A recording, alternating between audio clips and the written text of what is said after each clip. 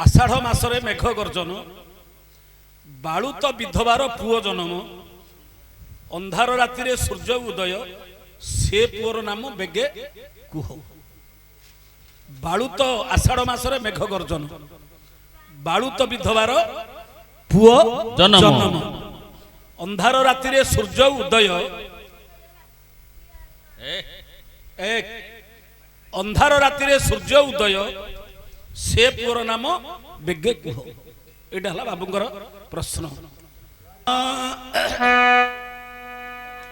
आहे विश्वकर्मा ठाकुर आहे विश्वकर्मा ठाकुर ठाकुर को पद डाकी दबा ना जहाँ को पाई आज जार लुण खाऊचे जहाँ पाई आज पूजा करुचे आज से ठाकुर विषय में टिके आलमे तो भारत लगे दूचे भारत विषयटा चलुची किंतु जार पूजा होउची तांको विषय में टिके आलोचना करिबा होची गायकर धर्म ना नहीं। हां आहे विश्वकर्मा ठाकुर हां हां तुम्भ पाद तळे कोटि जुहार आहे विश्वकर्मा ठाकुर तुम्भ पाद तळे कोटि जुहार आहे विश्वकर्मा ठाकुर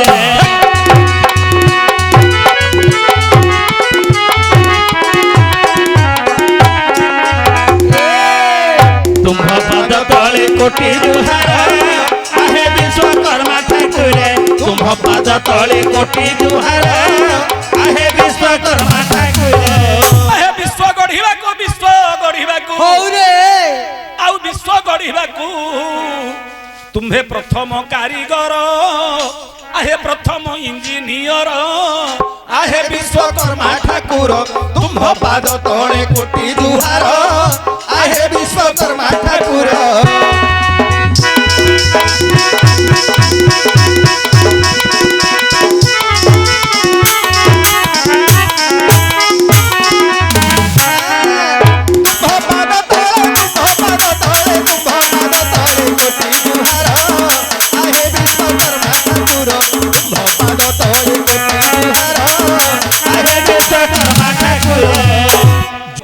आषाढ़ मासरे मेघ गर्जन बालुत विधवार पुओ जन्म अंधार राति रे सूर्य उदय से पुओर नाम बेगे कुह। जल्दी कह ना शीघ्र कह जहाँ कहते ना नहीं हौ भाव कहीं रे अच्छी किए जानी भाव कहीं रे अच्छी किए जानी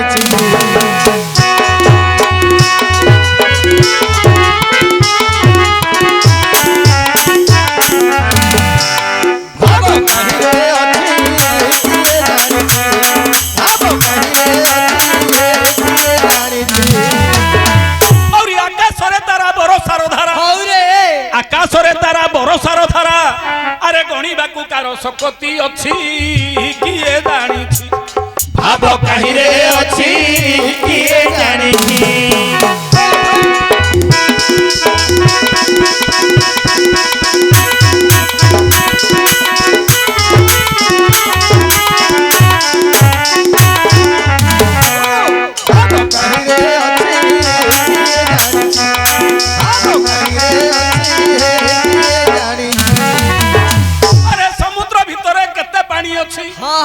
सागर मध्य केते जल अच्छी अच्छा से जल को बाबू किए कड़ी किए जानी भाव कहीं रे अच्छी किए जानी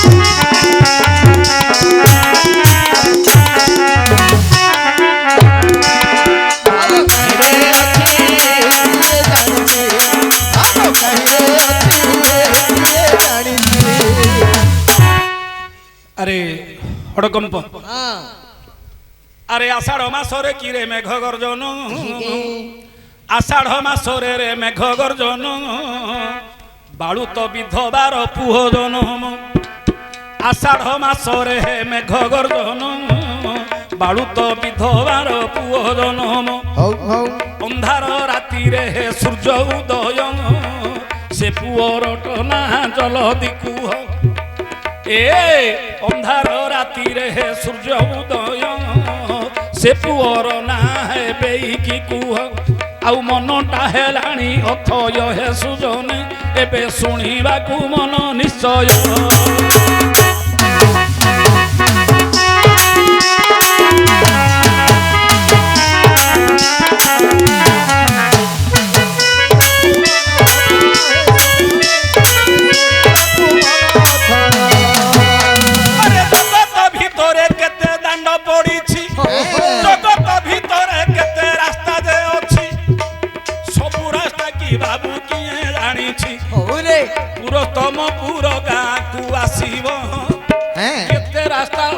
बाबू हे देखिबो गोटिए रास्ता एही गाँ को नाही अनेक रास्ता बाबू रे अछई रही पचारिबा लोक सिना गोटिए बाट किंतु खोजी बाटा बाबू हे केते दे कष्ट नाही बोले पानी भितर गोटे गुड़ी पकई दब फिंगी देला गुटी धरिक फिंगिबा लोक केते सहज होला जणु कह बापा से गुटा खोजी दी पानी भितर बोले से पानी भितर जे बुडिकी खोजिबो ना नहीं जिमिति पुरस्तमपुर गाँ को आज्ञा गोटे पटे ना 5 पटे रास्ता अच्छे हेले पचारिबा लोक गोटे रास्ता से जानी से रास्ता रो पचार देला जे कहिबा लोक सी खोजिबो जे मु को रास्ता रे आसीबी को रास्ता रे जगह रे मु पहुंची कहीं ना जे जानी जे सीधा पळे आसिला न जानिबा लोक से कुआडू कुआडू गिरी खोजी आसीबो चलिबो कुआडे मु जिबी ना नहीं एणु ये प्रश्न पुराण प्रश्न बाबू अटई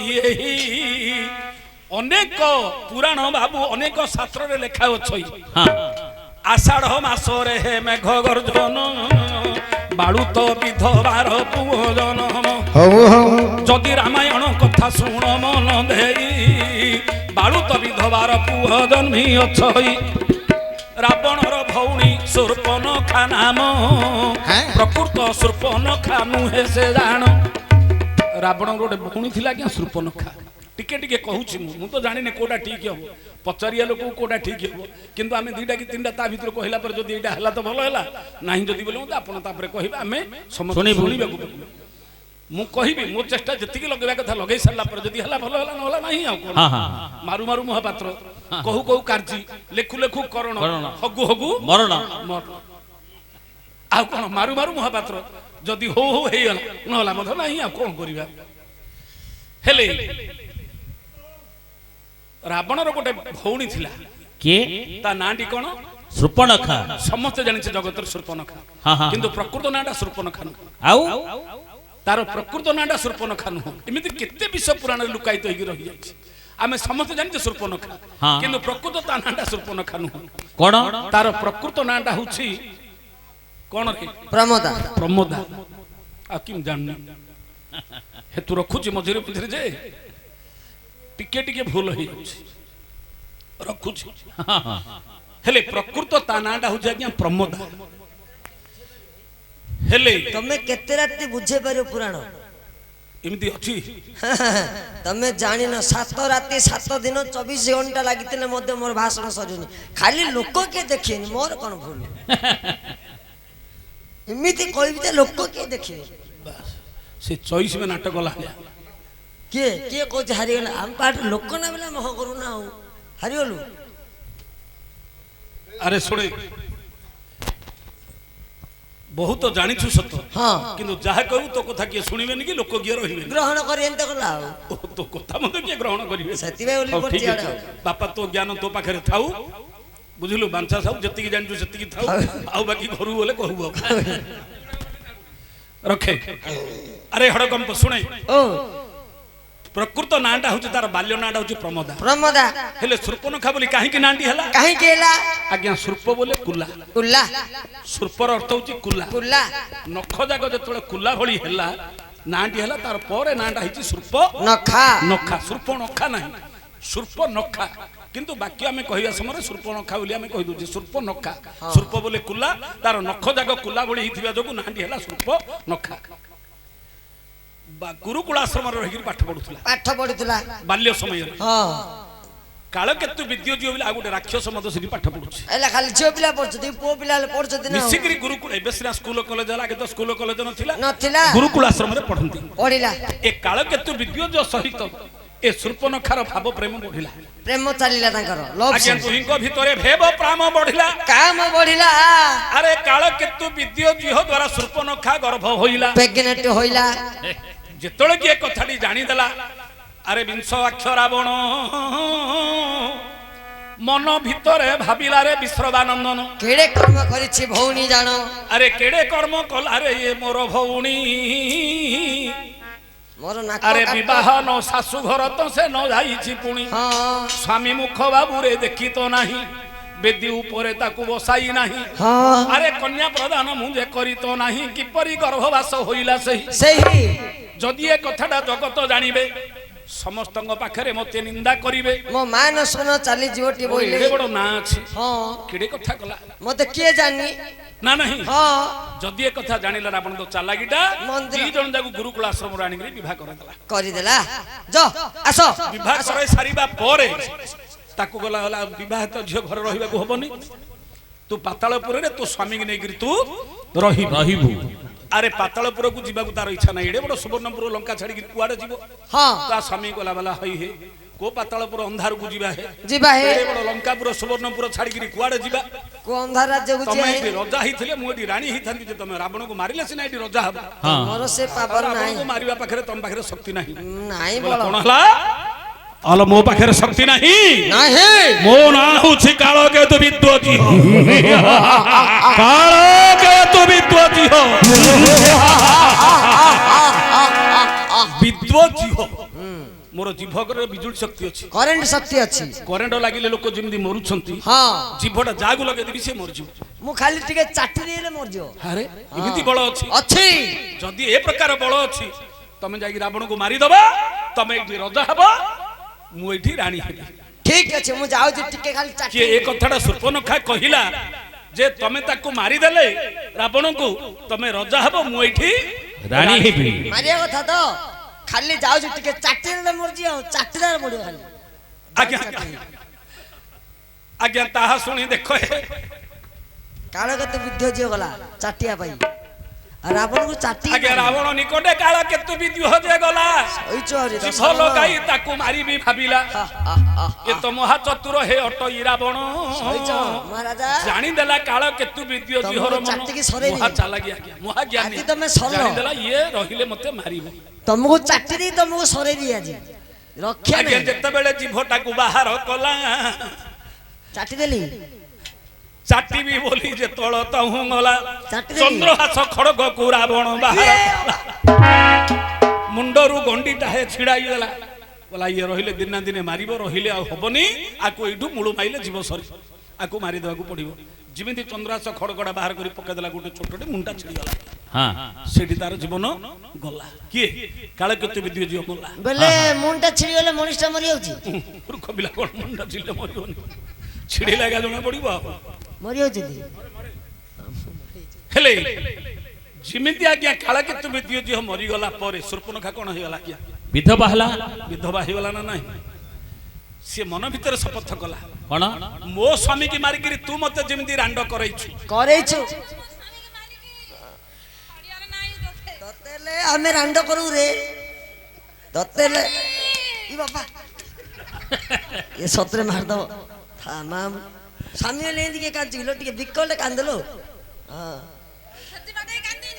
ହେଲେ ଶୂର୍ପଣଖା ମନେ ମନେ ଚିନ୍ତା କଲା କଣ ମୋ ସ୍ୱାମୀ କି ମାରିକିରି ତୁ ମତେ ଯେମିତି ରାଣ୍ଡ କରେଇଛୁ ହଁ ହଁ ତୋ ସ୍ତ୍ରୀ ମାନଙ୍କୁ ରାଣ୍ଡ ନ କରେଇଲା ପର୍ଯ୍ୟନ୍ତ ମୋ ମନ କେବେ ଶାନ୍ତି ନାହିଁ ଆପଣ ଚିନ୍ତା କରନ୍ତୁ ଆଜ୍ଞା ରାମାୟଣର କାଣ୍ଡୁଟା ତତେ ରାଣ୍ଡ କରିବ ତ ମାପୁକୁ ତିନିଟା କରି ଛାଡିବ ରାମାୟଣରେ କାଣ୍ଡୁଟା ଏଇଠୁ ଆରମ୍ଭ ହେଲା ଆଜ୍ଞା ଆମେ କହୁଛେ ରାମାୟଣରେ କାଣ୍ଡୁଟା ଏଇଠୁ ଆରମ୍ଭ ହେଲା କାହିଁକି ରାବଣର ବଂଶ ବିନାଶ ହେଲା କାଣ୍ଡୁଟା ସୃଷ୍ଟି କଲା କିଏ ନା ଶୂର୍ପଣଖା ହଁ ହଁ ଗୋଟେ ନାରୀର ସବୁ ସରିଯିବ ଆଜ୍ଞା ବିଧବା ହେଇଗଲେ ତା ମନ କେବେ ଶାନ୍ତି ହବ ନାହିଁ ହେଲେ ସେ ଶପଥ କଲା ମୋ ସ୍ୱାମୀ କି ମାରିକିରି ତୁ ମତେ ଯେମିତି ବିଧବା କଲୁ ତୋ ରାଣୀ ମାନଙ୍କୁ ବିଧବା ନ କରାଇବା ପର୍ଯ୍ୟନ୍ତ ମୁଁ କେବେ ଶାନ୍ତିରେ ରହିବି ନାହିଁ ଆଜ୍ଞା ଏଇଠୁ ରାମାୟଣର କଳିଟା ଆରମ୍ଭ ହେଲା ଏଇଠୁ ମଞ୍ଜିଟା ପୋତି ଦେଲା କିଏ ଶୂର୍ପଣଖା ନାଁଟା ତ ତାର ଶୂର୍ପଣଖା ସହଜେ କଳ୍ପନା ସେ ଜାଣିଛି ବ୍ରହ୍ମା ବରଦେବା ସମୟରେ ସୀତାଙ୍କୁ ହରଣ କଲେ ଇଏ ମରିବ ହଁ ହଁ କାଳେ ହେତୁ ହୋ କି ନା ନାହିଁ ବୋଲି ସେ କାନ୍ଥ ବାଟରେ ଆଉଥରେ ଲେଖିଥିଲା କିଏ ରାବଣ ଲେଖିଛି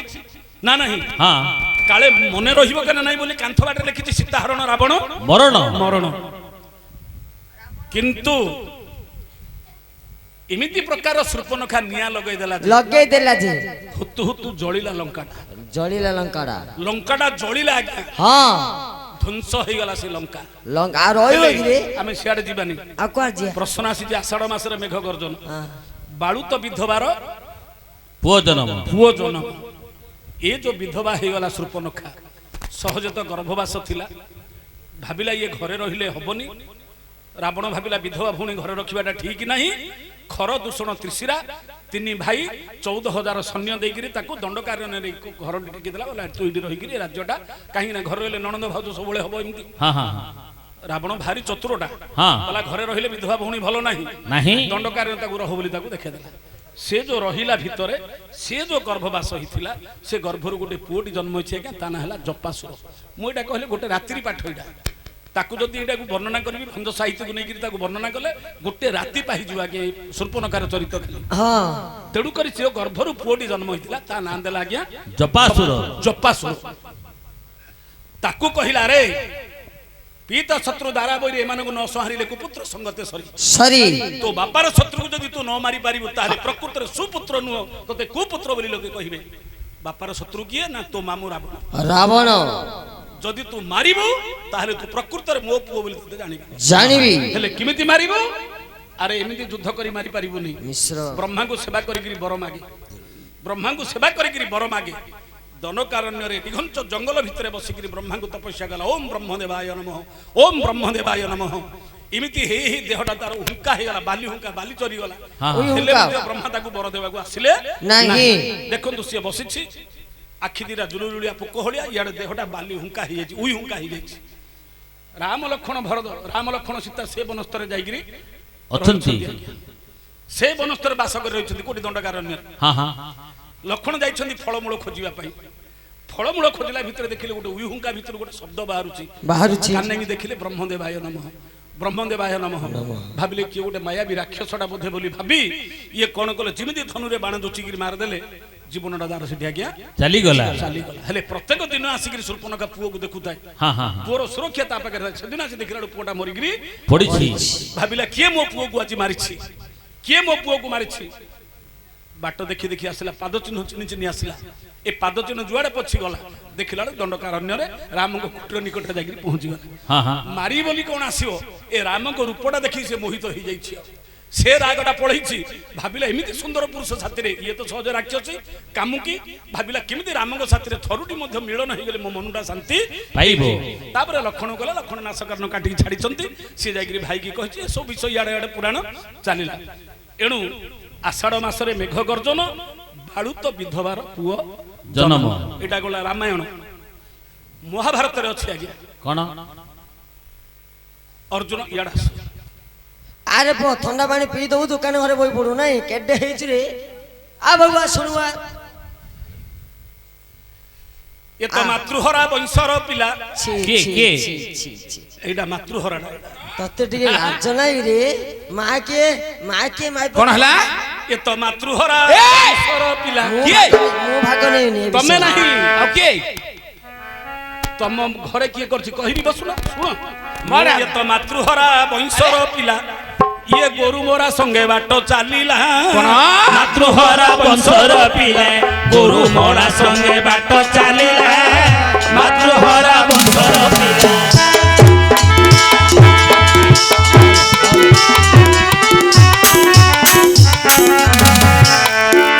ଗୋରୁ ହଳା ସଙ୍ଗେ ବାଟ ଚାଲିଲା। ମାତୃହରା ବଂଶର ପିଲା ଗୋରୁ ହର ସଙ୍ଗେ ବାଟ ଚାଲିଲା। ମାତୃହରା ବଂଶର ପିଲା। ଆରେ ହଡ଼କମ୍ ମାତୃହରା ବଂଶର ପିଲା କିଏ? ତତେ ମା କୋଡା ମାଇପ କୋଡା ଜଣା ପଡିଲାନି। ଆଜ୍ଞା ତୁମ ପୂର୍ବ ପୁରୁଷ ପଣି ଗୋସାଇ ବାପା ହେ ଶାନ୍ତନୁ। ତୁମ ପଣି ଗୋସାଇ ବାପା ଶାନ୍ତନୁ ରଜା ଆଚ୍ଛା ଗଙ୍ଗାକୁ ସେତ ହୋଇଥିଲେ ବିବାହ। ଶିବଙ୍କର ପତ୍ନୀ ଗଙ୍ଗା ଅଟନ୍ତି। ଲେଖାରେ ସେ ଦେଖ ମା ହେବେଟି। ଗୁରୁ ପତ୍ନୀ ହଉଛନ୍ତି ଗଙ୍ଗା। ଇଏ ଶିବଙ୍କ ବେଶ ଭଳି ଧରିକିରି ଜଟା ଜୁଟ ବାନ୍ଧିକିରି ବସିଛନ୍ତି। ଗଙ୍ଗା ବୁଲୁଛନ୍ତି ଶିବଙ୍କୁ ବରଣମାଳା ଦେଇକିରି ପତି ରୂପରେ ବରଣ କରିବା ପାଇଁ। ଇଏ ମଧ୍ୟ ବସିଛନ୍ତି ଜଟା ଜୁଟ ବାନ୍ଧିକିରି ଖୋଜି ଯାଉ ଭାବିଲେ ଇଏ ଆଗା ଶିବ ବୋଲିକିରି ବରଣମାଳାଟା ଦେଇ ପଡିଲେ। କା ଗଳା? ଶାନ୍ତନୁଙ୍କ ଗଳାରେ। ପଚାରିଲା ପରେ ଯେତେବେଳେ କି ନାଁ ଗାଁ ଦେଖିଲେ ଗୋଟେ କ୍ଷତ୍ରିୟ ରାଜା ବୋଲି କେତେ କଥା କଲି। ମୁଁ ତ ବରଣମାଳା ଦେଇ ସାରିଲିଣି କରିବି କଣ ଆଉ କଣ କରି? ଶାନ୍ତନୁ କହିଲେ ବୋଲେ ହେ ରାଜା ମୁଁ ତ ବରଣମାଳା ଦେଇ ସାରିଛି। ଆଜି ତମେ ହଉଛ ମୋର ସ୍ୱାମୀ ମୁଁ ତମର ସ୍ତ୍ରୀ ସତ। କିନ୍ତୁ ତମର ମୋର ଗୋଟେ ସର୍ତ୍ତ ରହିବ। କଣ୍ଡିସନ ତମର ମୋର ରହିବ। ଗୋଟେ ସର୍ତ୍ତ ରହିବ। କଣ ଗଙ୍ଗା ବୋଲେ ଜାଗା ତମ ପାଖରେ ଥିବି ଗାଙ୍ଗି ବୋଲେ ତମ ପାଖରୁ ଚାଲିଯିବି। କଥା ବୋଲେ କହୁନାହାନ୍ତି ଗଙ୍ଗା ବୋଲେ ଥିବି ଗାଙ୍ଗି ବୋଲେ ବାରାଣାସୀ ଚାଲିଯିବି ନା ନାହିଁ। ଆରେ ରହିଲେ ଗଙ୍ଗା ଶାନ୍ତନୁଙ୍କ ପାଖରେ କେତେ ବର୍ଷ ରହିଲା ପରେ କେତେ ବର୍ଷ ରହିଲେ? ଶାନ୍ତନୁଙ୍କ ଔରସରେ ଗଙ୍ଗାଙ୍କର ଗର୍ଭରେ 7ଟା ପିଲା ଜନ୍ମ ହେଲେ। 7ଟା ପିଲା? ଯୋଉ ପିଲା ଜନ୍ମ ହେଲା ତଳେ ପଡୁ ପଡୁ ଗଙ୍ଗା ପନିକି ପକିରି କାଟିକି ନଦୀରେ ନେଇକି ଭସେଇ ଦିଅନ୍ତି। ଜନ୍ମ ହେଲା ପରେ ପରେ ପନିକି ପକିରି କାଟି ଦେଇକି ତାକୁ ନେଇକି ନଦୀରେ ଭସେଇ ଦିଅନ୍ତି। ତାଙ୍କର ହଉଛି ପିଲା କଟା। ହରେ ହରେ ମଣିଷ ମାଂସ ଖିଆର କାରେ ରାଗିବିନି ତୁ ଟାଉଟ ହବୁନୁ ରାଗନ ରାଗିବିନି ରାଗିବା କଥା କହିବ ରାଗିବିନି। ପିଲା କାଟି ଦଉଛୁ ତମ ଘରେ ହେଲେ 7ଟା ପିଲା କାଟିଲା ପର୍ଯ୍ୟନ୍ତ ତତେ ମୁଁ କାଟିଦେବି ରେ ପୁଅ ବୁଝିଲୁ। 7ଟା ପିଲା କାଟିଲା ପର୍ଯ୍ୟନ୍ତ ଶାନ୍ତନୁ କହିଲେନି କିଛି କହିଲେନି। କାହିଁକି ନା ଯଦି ଗାଙ୍ଗି ବୋଲି କହିଦେବି ପଳେଇ ଯିବ। ହଁ ଛାଡି ଦେଇକି ପଳେଇବ ବାଦାକା ବୋଲେ ଗଙ୍ଗାଙ୍କର ପ୍ରେମରେ ଏମିତି ପାଗଳ ହେଇଯାଇଥିଲେ ଯେ ଯେତେ ଅନ୍ୟାୟ କଲେ ମଧ୍ୟ ସେ ତାଙ୍କୁ ପ୍ରତିବାଦ କଲେ ନାହିଁ। ଥିର ରହିବାର ଆଉ। ଅଷ୍ଟମ ପୁତ୍ର ଭୀଷ୍ମ ଜନ୍ମ ହେଲେ। ଅଷ୍ଟମ ପୁତ୍ର ଭୀଷ୍ମ ଜନ୍ମ ହେଲେ ପନି ପକେଇ କାଟିବା ପାଇଁ ଧରିଛନ୍ତି ଧରି ପକେଇଲେ ହାତଟାକୁ ବୋଲେ ହଇଲ ଗାଙ୍ଗି ବଇଁଶ ବୁଡେଇ ବଇଁଶଟା ବୁଡେଇ ଦେଲୁ। ଜନ୍ମ ନ ହେଇଥିଲେ ଦୁଃଖ ଲାଗିନଥାନ୍ତା। 7ଟା ପିଲା ଜନ୍ମ ହେଲାଣି ମା ହେଇକିରି ଜନ୍ମ କରୁଛୁ ତୁ ନିଜେ ପିଲା ଯାକୁ କାଟୁଛୁ। ଆଜି ତୋ ଯୋଗୁ ମୋର ବଇଁଶ ବୁଡିଗଲାଣି।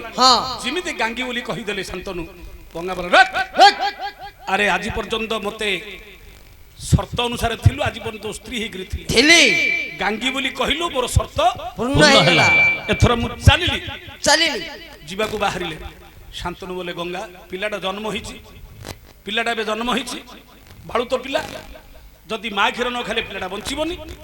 ଏ ପିଲାଟା ବଞ୍ଚିବ କେମିତି ତମେ ଛାଡି ଦେଇକିରି ପଳେଇଲେ ତାକୁ ମା କ୍ଷୀର ଦବ କିଏ? ଥିଲେ ଥାଉ ମଲେ ମରୁ। ଗଙ୍ଗା ବୋଲେ ଥିଲେ ଥାଉ ମଲେ ମରୁ ମରୁ। ମହାଭାରତ ଦେଖନ୍ତୁ ଆଜ୍ଞା କେମିତି ସେ କଥାଟା ଗଙ୍ଗାଙ୍କର ଅଭିଶାପଟା ବର ହେଇଗଲା। ଥିଲେ ଥାଉ ମଲେ ମରୁ ମରୁ ବୋଲେ ଥିଲେ ଯାକ ଥିବ। ଇଏ ଯୋଉ ଦିନ ମରି ବୋଲି ଇଚ୍ଛା କଲା କା ମରିବ ସିନା ମାରିବାକୁ କାହାର ଆଉ ଶକ୍ତି ହେଲା ନାହିଁ।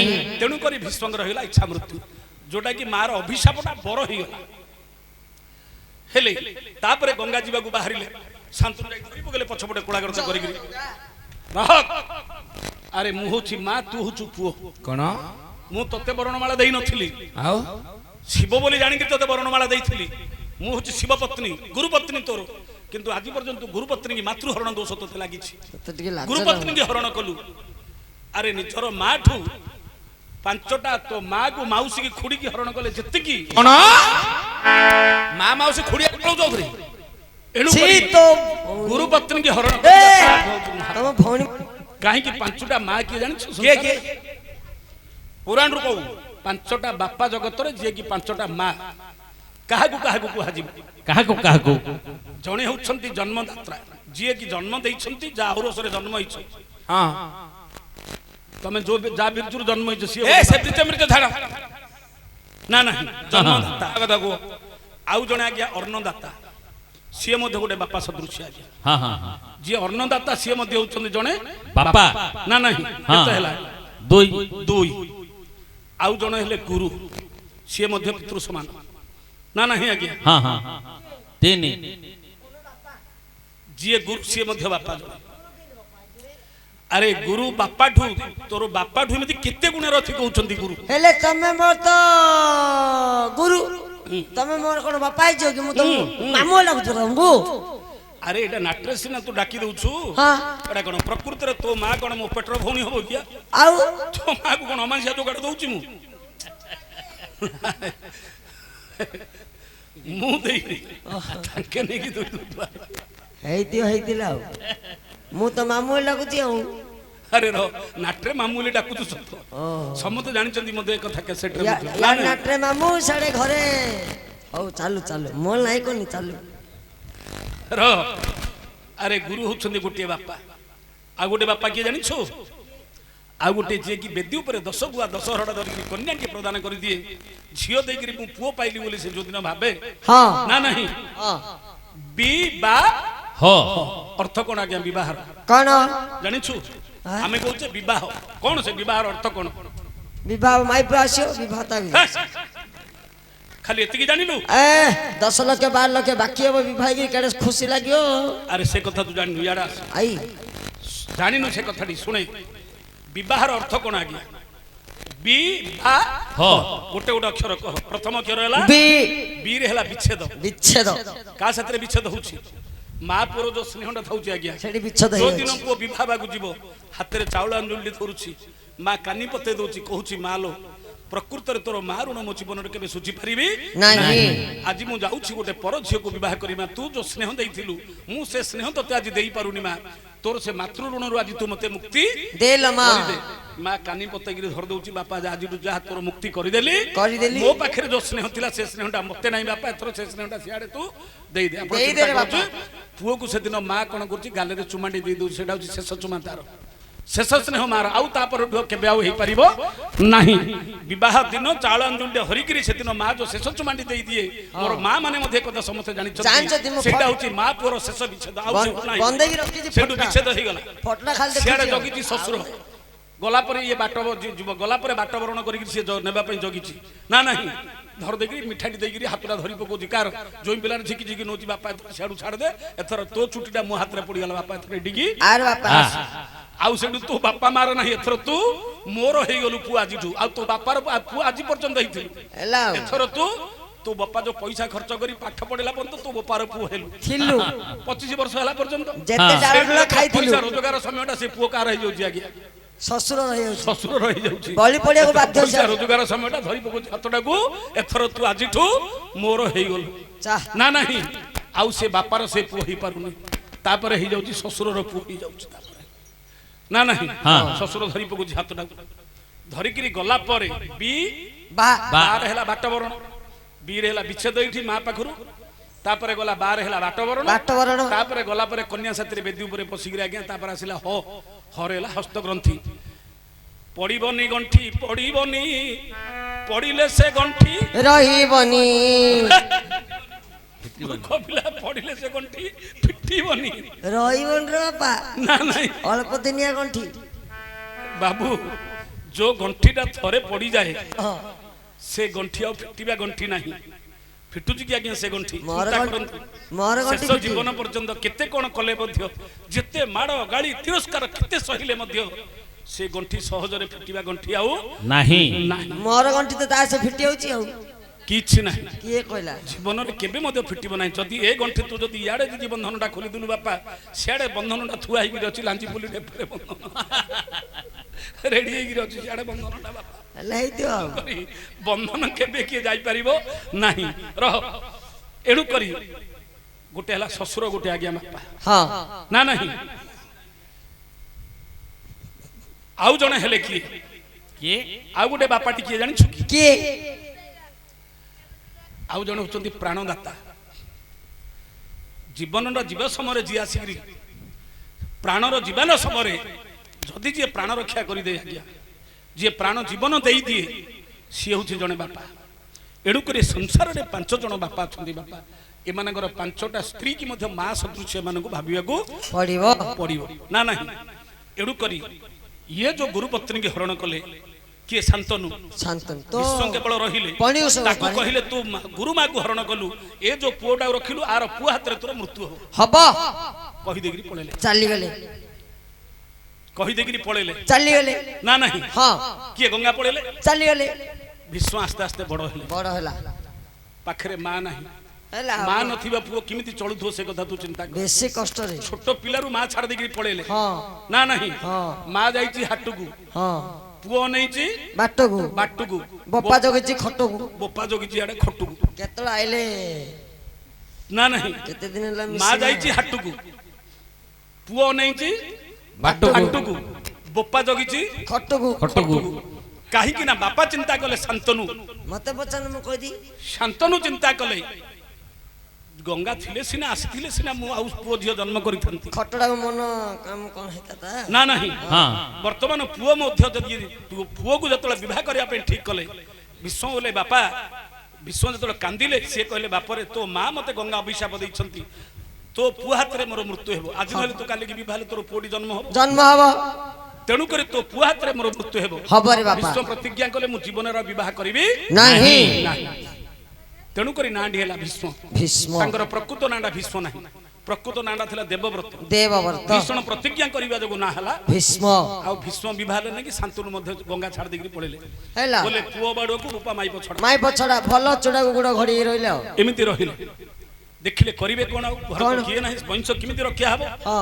ଆଉ ଥରେ ଇଏ କଣ କଲେ ଆଙ୍କ ପଣି ଗୋସେଇ ବାପା ଖଟୁକୁ ରେଡି ହେଲେ ଖଟୁରେ ରେଲେ କଣ ଆଉ ଗୋଟେ ବିବାହ ହେବି ହଁ। ତା ଦ୍ୱାରା ପୁଅ ଝିଅ ଜନ୍ମ କରେଇବି କରେଇବି ଦାସ କୈବର୍ତ୍ତର ଝିଅ ସତ୍ୟାବତୀ କି ବିବାହ ବୋଲି ଠିକ କଲେ କେଉଟ ବୋଲା ହଇ ହେ ହଁ ବୁଢା ହେଲଣି ହଁ ଘରକୁ ଗୋଟେ ମଶାଣି କି ଗୋଡେ ଗୋଡେ ନା ନାହିଁ ହଁ ତମକୁ ଯଦି ମୋ ଯୁବତୀ ଝିଅଟା ଦେବି ଝିଅଟା ଦେବି ଅପମାନ ଲାଗିବନି ଗୋଟେ ବୁଢା ହେଲାଣି 80 ବର୍ଷ 90 ବର୍ଷ 100 ବର୍ଷର ବୁଢାଟି ଯିବ ତମକୁ ଏବେ ଝିଅଟା ଦବୁ ଲୋକ କଣ କହିବେ ହେ ଆମତିକି ନା ନାହିଁ ତ ରଖିପାରିବ ଝିଅକୁ ତମେ ଆହୁରି ଇଚ୍ଛା କରୁଛ ଇଚ୍ଛା ଥିବ ବା ନାଇଁ କରୁଛ ମୁଁ ଜାଣିଛି ଯେ ରେ ମନା କରିଦେଲା କିଏ ଦାସ କୈବର୍ତ୍ତ ହଁ କାନ୍ଦି କାନ୍ଦି ପଳେଇ ଆସିଲେ ଶାନ୍ତନୁ ଭୀଷ୍ମ ପଚାରିଲେ ବୋଲେ ବାପା କଣ ପାଇଁ କାନ୍ଦୁଛ କାନ୍ଦୁଛ କାହିଁକି କାନ୍ଦୁଛ କାହିଁକି କାନ୍ଦୁଛ? କାହିଁକି କାନ୍ଦୁଛି ଜାଣିଛୁ ଆରେ ବଂଶ ରକ୍ଷା କରିବା ପାଇଁ ଗଲି ଦାସ କୈବର୍ତ୍ତକୁ ତା ଝିଅଟା ମାଗିଲି ଝିଅଟା ମାଗିଲି କିନ୍ତୁ ସେ କହିଲା ତମ ପୁଅ ସିନା ରାଜା ହବ ମୋ ପୁଅ ରାଜା ହେଇପାରିବନି ତେଣୁ କରି ତମକୁ ଦେବିନି ବୋଲି ମତେ ମନା କରିଦେଲା କରିଦେଲା ଠିକ ଅଛି ତମକୁ ତ ମନା କଲା ମୁଁ ଯାଉଛି ମୁଁ ଯାଉଛି ମାଗୁଛି ତମ ପାଇଁ ଭୀଷ୍ମ ନିଜେ ଗଲେ ଦାସ କୈବର୍ତ୍ତକୁ ସତ୍ୟ କରାଇଲେ ଯେ ଜୀବନ ଥିଲେ ଯାକ ମୁଁ କେବେ ରାଜା ହେବିନି ତୋ ଝିଅ ଗର୍ଭରୁ ଯୋ ପୁଅ ଜନ୍ମ ହବ ସେ ସିଏ ଆଖା ରାଜା ହବ ସତ୍ୟ କରେଇକିରି ଯାଇକିରି ଆଉ ଥରେ ଆଣିକିରି ବାପାକୁ ବିବାହ କରେଇଥିଲେ ହଁ କିଏ ଭୀଷ୍ମ ଭୀଷ୍ମ। ହଁ ଆପଣ ମାନେ ଗୋଟେ କଥା ଜାଣିଥିବେ ସମସ୍ତ ସଂସାରରେ କଣ ପୁଅ ବଡ ହେଲେ ବାପା ଯାଉଛି ପୁଅ ପାଇଁ ବୋଉ ପିଲା ଖୋଜିବେ ହଁ ହଁ ହଁ ଲକ୍ଷ୍ୟ କରନ୍ତୁ ଆଜ୍ଞା ମୋ ଭଳିଆ ପୁଅ ବଡ ହେଲେ ବାପା ଯାଉଛି ପୁଅ ପାଇଁ ବୋଉ ପିଲା ଖୋଜିବାକୁ ଖୋଜିବା ପାଇଁ ଆଙ୍କ ଘରେ ପୁଅ ଯାଉଛି ବୋପା ପାଇଁ ବୋଉ ପିଲା ଖୋଜିବାକୁ ବାଃ, ଧନ୍ୟ ଧନ୍ୟ ତମ ବଂଶରେ ଚିନ୍ତା କରନ୍ତୁ ଶୁଣିଛ କି ଆଜ୍ଞା କି ଚିକଣ ତମ ବଂଶରେ ସତ୍ୟାବତୀ ସୁରା ଚିକଣରେ ପୁଅ। କରେଇଲେ ସତ୍ୟାବତୀ ଔଷର ଦିଟା ପୁଅ ଜନ୍ମ ହେଲେ ଚିତ୍ରାଙ୍ଗଦା ବିଚିତ୍ର ବୀର। ବିଚିତ୍ର ବୀର୍ଯ୍ୟ କାଶୀ ରାଜାର ଦିଟା ଝିଅ ଅମ୍ବିକା ଅମ୍ବାଳିକା ଅମ୍ବାଳିକା। ବିବାହ କରେଇଲେ କିନ୍ତୁ ଜଣେ ଗନ୍ଧର୍ବ ସହିତ ଯୁଦ୍ଧ କରିକି ମରିଗଲା ଚିତ୍ରାଙ୍ଗଦା ବିଚିତ୍ର ବୀର୍ଯ୍ୟକୁ ଯକ୍ଷ୍ମା ରୋଗ ହେଇଗଲା ଯକ୍ଷ୍ମା ଯକ୍ଷ୍ମା ରୋଗରେ ସିଏ ମଧ୍ୟ ମରିଗଲା ଏଡିସ ବାଳୁତ ବିଧବା ପୁଅ ଝିଅ କିଛି ନାହିଁ ପୁଅ ଝିଅ ହେଇନି ସତ୍ୟାବତୀ କଣ କଲେ କଣ କଲେ? ବେଦବ୍ୟାସକୁ ଡାକିକିରି କହିଲେ ବଂଶ ରକ୍ଷା କରିବା ପାଇଁ ବାପରେ ତୋର ଯୋଉ ବିଧବା ଭାଇ ବୋଉ ଦୁଇଟା ଅଛନ୍ତି ଏମାନଙ୍କ ଦ୍ୱାରା ତୁ ବଂଶ ରକ୍ଷା କରିବୁ କରିବେ। ବେଦବ୍ୟାସ ଔରସରେ ଅମ୍ବିକା ଗର୍ଭରୁ ଜନ୍ମ ହେଲେ ଧୃତରାଷ୍ଟ୍ର ଅମ୍ବାଳିକା ଗର୍ଭରୁ ଜନ୍ମ ହେଲା ଆଜ୍ଞା ପଣ୍ଡୁ ପଣ୍ଡୁ ବୋଲେ ପାଣ୍ଡ୍ର ବର୍ଣ୍ଣ ଏ ଯୋଉ ଧଳା ଛଉ ହେଇଗଲେ ଯେମିତି ନାହିଁ କି ହଁ ହଁ ତେଣୁକରି ସେ ପାଣ୍ଡ୍ର ବର୍ଣ୍ଣ ପିଲାଟି ଜନ୍ମ ହେଇଥିଲେ ଇଂଲିଶ ପିଲାରେ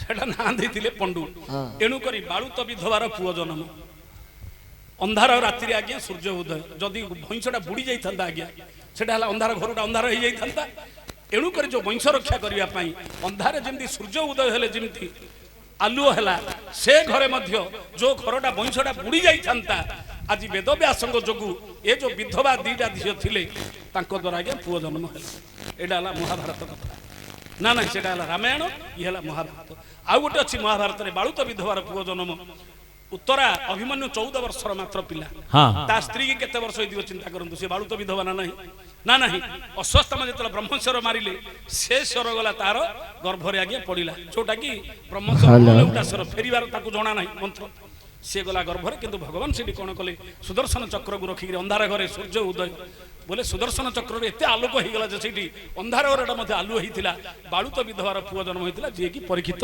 ଜନ୍ମ ହେଇଥିଲା ଆଜ୍ଞା